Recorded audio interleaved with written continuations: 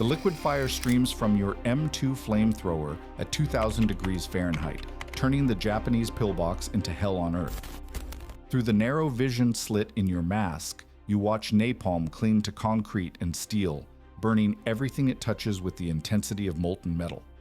Inside that bunker, human beings are dying in the most horrific way possible, burned alive, suffocated by superheated gases, or driven mad by temperatures that literally cook flesh from bones. Their screams echo across the coral wasteland of Iwo Jima, mixing with the roar of your weapon and the crackling sound of human fat igniting. You are a marine flamethrower operator, carrying 70 pounds of liquid death on your back into close quarters combat, where survival is measured in seconds. The enemy wants to kill you. Your own weapon wants to kill you. One bullet in the wrong place turns you into a human torch, lighting up the battlefield like a signal flare while you burn alive inside your own equipment. Welcome to the most brutal, terrifying, and psychologically devastating weapon of World War II, the portable flamethrower, where the line between soldier and executioner disappears in clouds of burning napalm.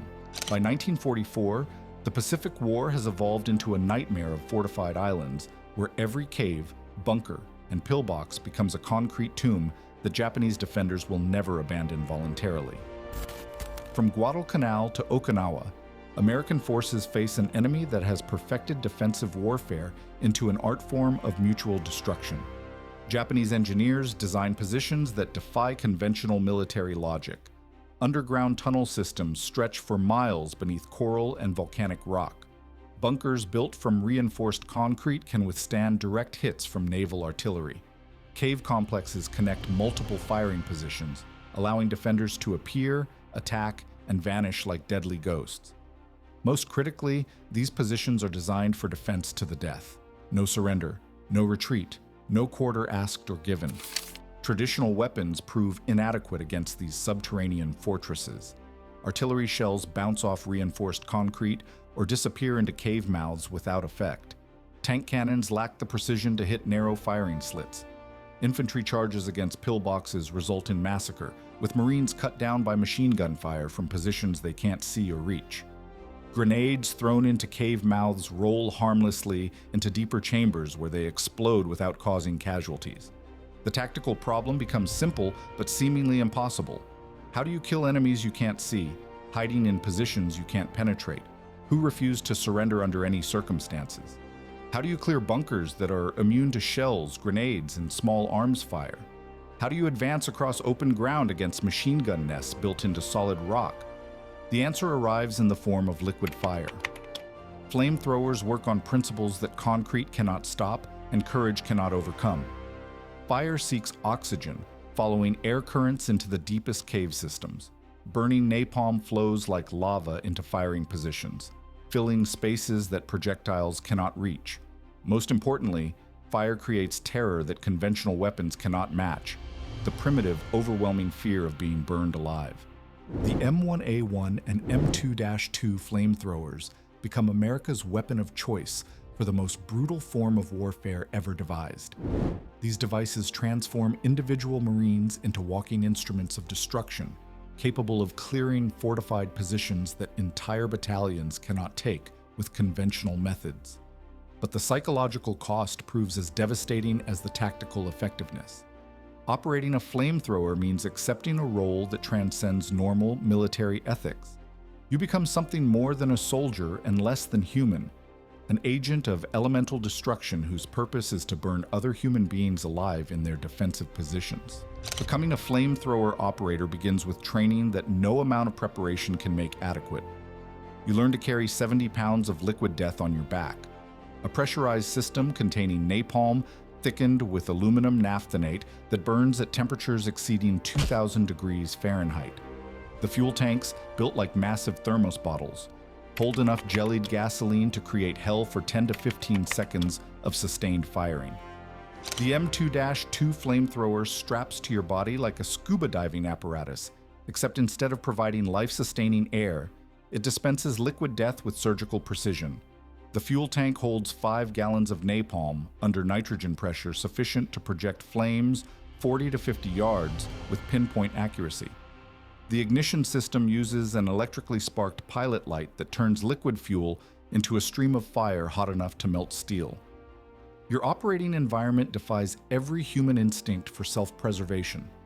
Flamethrower operators work within 50 yards of enemy positions, close enough to see faces in the windows of bunkers you're about to incinerate. You advance across open ground carrying equipment that makes you a priority target for every Japanese soldier with a rifle. One well-placed bullet turns you into a human torch that burns for minutes while your teammates watch helplessly. The physical demands exceed those of any other infantry weapon. The flamethrower system weighs more than a full field pack, but you must carry it while crawling, running, and fighting in tropical heat that reaches 120 degrees Fahrenheit. The fuel sloshes inside the tanks, throwing off your balance and making rapid movement nearly impossible. Protective gear adds another 20 pounds. Fire-resistant clothing, face shields, and gloves that provide minimal protection against your own weapon's backblast. Training emphasizes techniques that seem simple but prove terrifyingly difficult under fire. You learn to approach bunkers from angles that avoid defensive fire while positioning yourself for maximum flame penetration. Range estimation becomes critical. Too far, and the flame disperses harmlessly. Too close, and enemy fire kills you before you can engage. Fuel conservation requires discipline because once your napalm is exhausted, you become an infantryman carrying useless weight. The psychological preparation proves inadequate for the reality of burning human beings alive. Training targets are wooden structures and concrete mock-ups that don't scream when they burn. Real combat involves listening to enemy soldiers die in agony while you maintain flame bursts long enough to ensure complete incineration of defensive positions.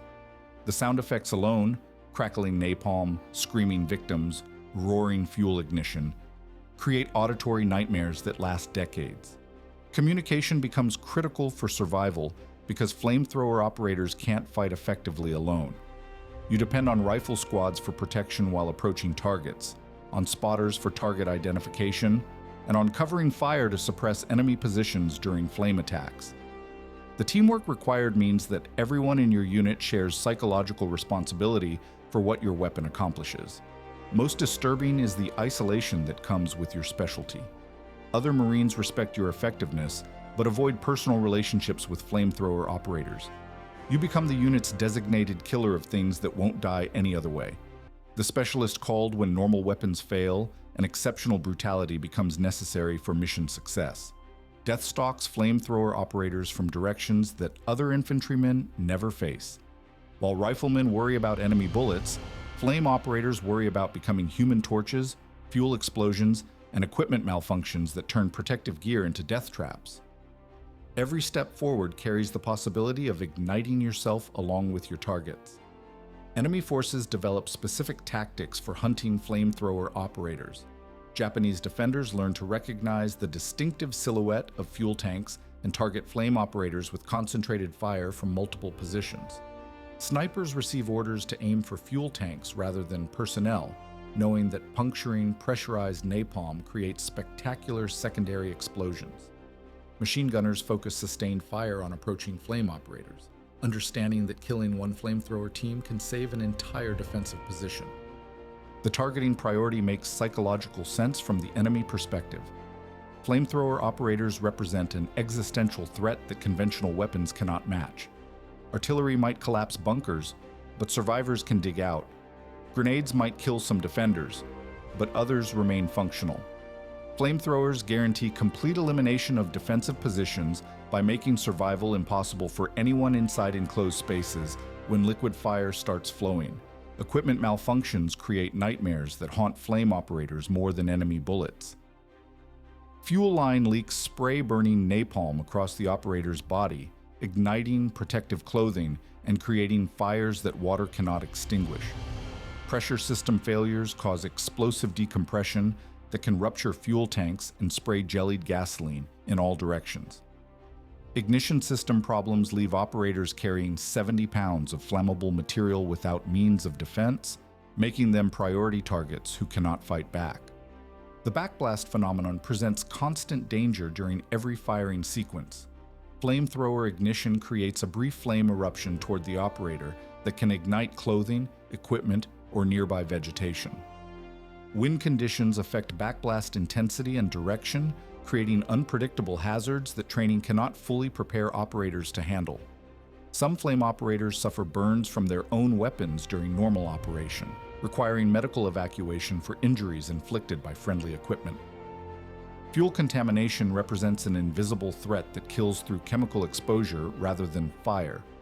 Napalm contains additives that cause skin irritation, respiratory problems, and long-term health effects from prolonged contact. Operators who survive combat often develop chronic lung conditions from breathing vaporized fuel during extended operations. Some suffer permanent skin damage from napalm exposure that occurs through equipment leaks or improper handling procedures. The psychological toll proves as devastating as physical dangers. Burning human beings alive creates trauma that differs qualitatively from other forms of combat violence. The sounds, screaming, crackling flames, explosive ignition of human fat create auditory memories that persist for decades. The smells, burning flesh, napalm, superheated metal, trigger flashbacks that conventional therapy cannot address. Many flamethrower operators develop what psychiatrists call flame guilt, a form of combat trauma specific to operators of incendiary weapons. Unlike other soldiers who kill at distance with bullets or artillery, flame operators watch their victims die slowly and agonizingly from burns that cooking human tissue alive. The intimate nature of flamethrower killing, conducted at close range with visible results, creates psychological wounds that prove resistant to treatment. Friendly fire incidents add tragic irony to flamethrower casualties. The distinctive fuel tanks make flame operators visible targets for nervous sentries who mistake them for enemy sappers carrying explosives. Artillery forward observers sometimes misidentify flamethrower backblast as enemy fire and call in support that kills American operators. Air support pilots occasionally attack flamethrower teams whose ignition signatures resemble enemy positions from altitude. Equipment weight creates tactical vulnerabilities that prove fatal in fluid combat situations. Flamethrower operators cannot move quickly enough to avoid enemy counterattacks or artillery barrages. The fuel tanks make climbing, crawling, and rapid position changes nearly impossible, forcing operators to remain exposed longer than tactical situations allow. When retreat becomes necessary, flame operators often cannot withdraw fast enough to avoid capture or death. Environmental conditions in the Pacific Theater compound equipment-related dangers. Tropical humidity causes fuel system corrosion that leads to leaks and pressure failures. Salt air from ocean environments accelerates metal deterioration in critical components. Extreme heat causes fuel expansion that can rupture tanks or create dangerous pressure buildup in sealed systems. Perhaps most insidious is the gradual desensitization that comes from repeated use of such a weapon. Operators develop emotional numbness as a protective mechanism against overwhelming trauma. They learn to view enemy soldiers as targets rather than human beings, creating psychological distance necessary for functional operation. But this emotional detachment often proves irreversible, leaving veterans unable to form normal human relationships after the war. The mathematics of flamethrower warfare prove brutal for operators. Average life expectancy in combat rarely exceeds 2 weeks. Casualty rates among flame operators reach 80% in major Pacific battles. Most replacements die before gaining sufficient experience to survive their first week of operations. The weapon that saves Marine lives by clearing impossible defensive positions consumes the lives of those who operate it with ruthless efficiency. February 23, 1945. Mount Suribachi, Iwo Jima. You are Corporal Robert Bobby Martinez, carrying an M2-2 flamethrower toward the most heavily fortified mountain in the Pacific. Suribachi's slopes contain over 1,000 Japanese defenders in positions that have withstood 4 days of the most intensive bombardment in Marine Corps history. Your job is to burn them out, one bunker at a time. The approach to Suribachi reveals the tactical nightmare facing Marine forces. Every cave mouth conceals machine gun nests. Every rocky outcrop hides mortar positions. Artillery spotters in the mountain's peak call down precise fire on any American movement. Conventional attacks have failed catastrophically, leaving the volcanic slopes littered with Marine casualties. Your first target is a reinforced concrete pillbox built into the mountain's base. Intelligence reports indicate it contains a 75mm gun that has been destroying American tanks for 3 days. Naval gunfire bounced off its armored front. Bazookas had no effect on walls 3 feet thick. Now it's your turn with liquid fire. The approach requires crawling 100 yards across open ground while enemy fire snaps overhead like deadly hail. Your fuel tanks scrape against volcanic rock, creating sparks that could ignite napalm vapor, leaking from stressed fuel lines. The weight distribution throws off your balance on the uneven terrain, forcing you to expose yourself longer than tactical doctrine recommends. At 30 yards from the target, you signal for covering fire. Marines with rifles and automatic weapons open up on the pillbox's firing slits, forcing defenders to take cover while you position for the attack. But Japanese soldiers in adjacent positions have clear fields of fire on your approach route. Bullets snap past your head as you belly crawl toward effective range. The flame attack begins with a sound like a dragon's roar. Pressurized napalm streams from your weapon in a perfect arc that flows through the pillbox firing embrasure like molten lava. The jellied gasoline burns at 2,000 degrees Fahrenheit, hot enough to melt the gun barrel and ignite ammunition stored inside the position. Through your face shield, you watch human beings die in the most horrible way possible. The defenders inside cannot escape because the pillbox was designed to prevent retreat. They burn alive while their ammunition explodes from the heat, creating a chain reaction of destruction that lights up the mountainside like a signal flare. But the victory comes at immediate cost. Muzzle flash from your weapon reveals your position to Japanese spotters throughout the mountain. Mortar rounds begin falling within seconds, forcing your team to move quickly or die from counterfire. The fuel consumption means your next engagement will require careful planning. You have enough napalm for maybe 3 more sustained burns. The tactical pattern repeats across Suribachi slopes as flamethrower teams systematically eliminate defensive positions that conventional weapons cannot touch. Each bunker requires individual assault by flame operators who crawl within 50 yards of enemy positions to deliver liquid death with surgical precision. Each success costs time, fuel, and often lives as Japanese defenders concentrate fire on approaching flamethrower teams. By afternoon, your unit has cleared 17 defensive positions using methods that would be war crimes in civilized warfare. The mountain slopes reek of burning flesh, napalm, and superheated metal. Smoke from incinerated bunkers creates a haze that reduces visibility and makes breathing difficult. But resistance continues from deeper cave systems that require multiple flame attacks to neutralize completely. The psychological toll accumulates with each burning position. You've killed dozens of enemy soldiers using methods that turn human beings into torches. Their screams echo in your ears between the roar of your weapon and the explosions of their ammunition. Some defenders try to escape burning positions only to die slowly from burns that cover 90% of their bodies. Your flamethrower finally runs dry during the assault on cave complex near Suribachi's peak.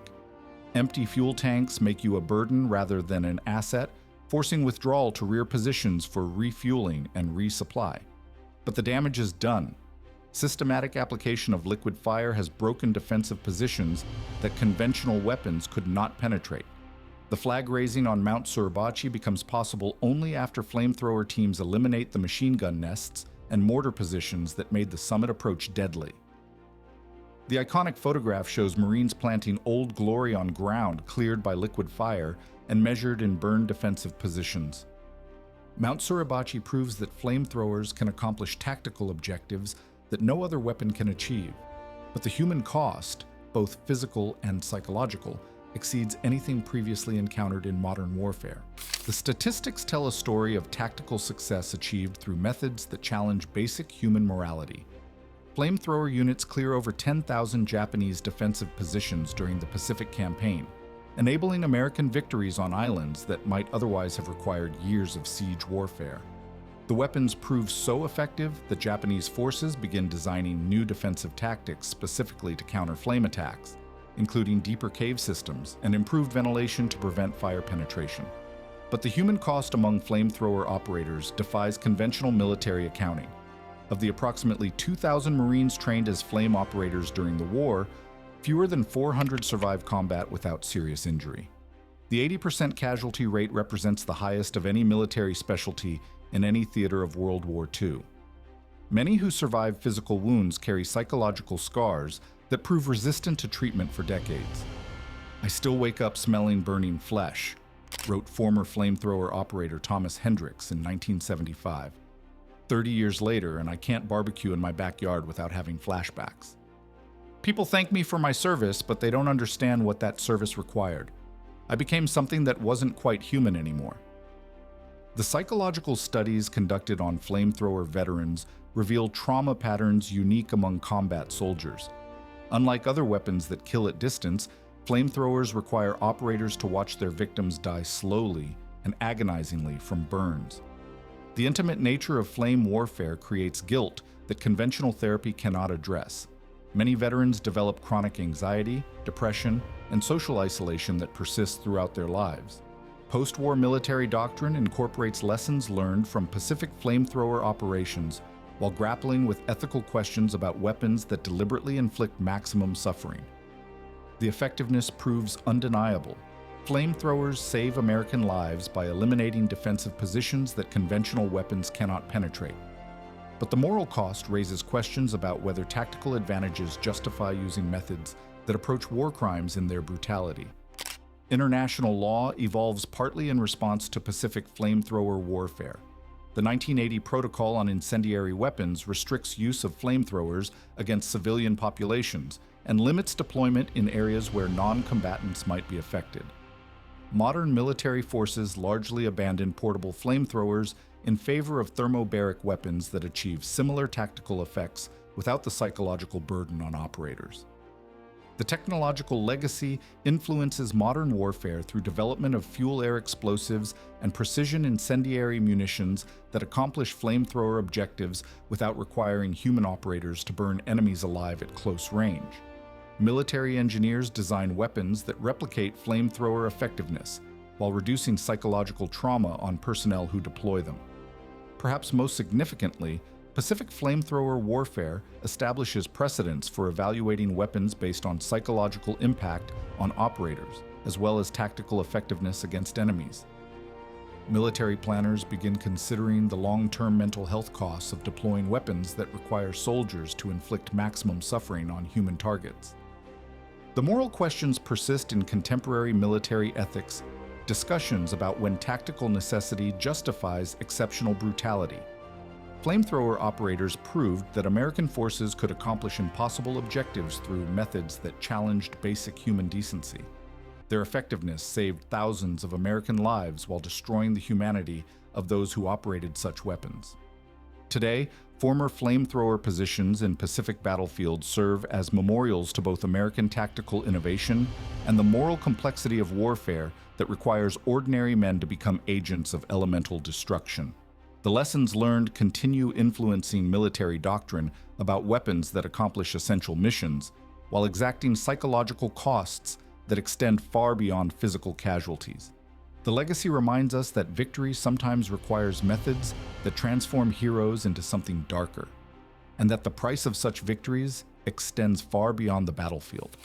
The next time you see a controlled burn-clearing brush from a hillside, remember that fire once served a different purpose in human hands. When you watch flames consume dry grass and dead wood, think about young Marines who carried liquid death across coral beaches to burn other human beings alive in their defensive positions. Somewhere in small American towns, elderly men still carry the weight of what they did with napalm and pressurized fuel tanks 80 years ago. They saved thousands of American lives by eliminating defensive positions that couldn't be taken any other way. They also became something that ordinary humans were never meant to become: killers who watched their victims burn. The flamethrower proved that tactical necessity can justify almost any level of brutality, but it also proved that some victories cost more than defeat. The operators who wielded liquid fire won impossible battles while losing essential pieces of their humanity in caves that still smell of smoke and death. They carried 70 pounds of hell on their backs so their brothers could advance across beaches that would otherwise have become graveyards. The price they paid wasn't measured in casualties. It was measured in souls,